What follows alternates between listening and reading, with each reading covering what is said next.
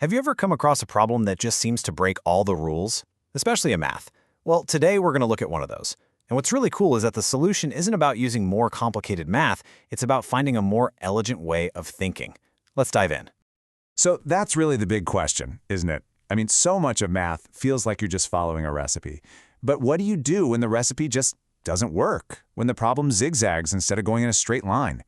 Well, you have to find a whole new way to look at it. Okay, so here's our troublemaker. On the left, you've got your standard everyday equation. It plays by the rules. Think of it as a nice, straight path. But on the right, that's what we're talking about today. It's called a higher degree equation. And that basically just means the problem is all tangled up and way more complex. Your usual methods, they just completely fail here. We need a totally new approach. So, how in the world do we tackle this thing? Well, the entire strategy hinges on one really clever move. It's time to meet our secret variable, p. The very first step is actually pretty simple. All we do is we take the trickiest part of the equation, the dy dx, and we just replace it with the letter p. Now remember, dy dx is the real engine of the equation. It's that rate of change. By swapping out this complex calculus idea for just a single letter, we fundamentally change how we see the entire problem. And this is the genius move right here. It's a huge mental shift. By using p, we're basically giving ourselves permission to forget, just for a moment, that we're even doing complicated calculus. We're kind of hiding the hardest part of the equation behind this simple little variable. And here's the payoff. Once you rewrite the equation with p, that big, scary, complex problem often reveals itself to be something you've seen before. A simple quadratic equation, like from high school. Turns out the monster was just a puzzle in disguise all along.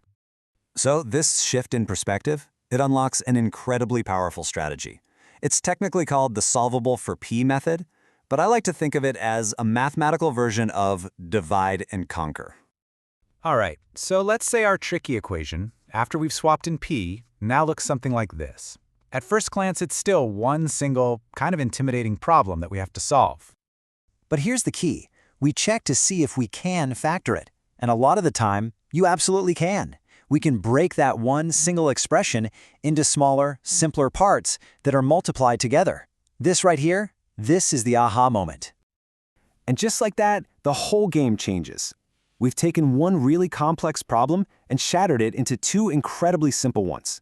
Instead of wrestling with a quadratic, now we're just solving for p in two separate, totally bite-sized equations. This is the heart of dividing and conquering. Okay, so let's put it all together. This solvable for p method is a really clear four-step process. First, you rewrite the whole thing using p. Second, you factor it down into its smaller parts. Third, you solve each of those simple new factors all by themselves. And finally, you combine the results. So we've done it. We've successfully broken the big problem down. What happens now with these smaller, much more manageable pieces? Well, here's the beautiful part. Each of those little factors, like p minus 3 equals 0, is now a simple first-degree equation. You don't need any more special tricks. You can solve each one using the standard textbook methods you already know. The hard part? It's officially over. So what do you do once you have the solutions to all those little pieces? The final step is just wonderfully simple. You just multiply them all together, and that gives you the complete solution to the original, big, hairy problem. It's such an elegant end to a really elegant process. Look, this is a very clever math trick for sure, but the idea behind it is so much bigger than just one equation. It's really a fundamental approach to solving problems, period. And really, that's what this all boils down to. The solution wasn't found by using a more powerful formula or some bigger calculator. It was found by changing the way the problem was viewed. By subbing in p, mathematicians turned a tricky calculus problem into a familiar algebra problem. And that made all the difference. So the big takeaway here isn't just about how to solve an equation. It's about the incredible power of reframing a challenge. Breaking a huge, intimidating obstacle into smaller, manageable chunks, that's one of the most effective strategies you can apply to, almost anything in life. And that kind of leaves us with a final thought, right?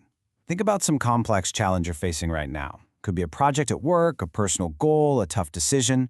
What would happen if you could find its p? If you could reframe it, look at it from a new angle, and break it down into smaller, solvable parts. It's a powerful idea, and it all starts with just a simple change in perspective.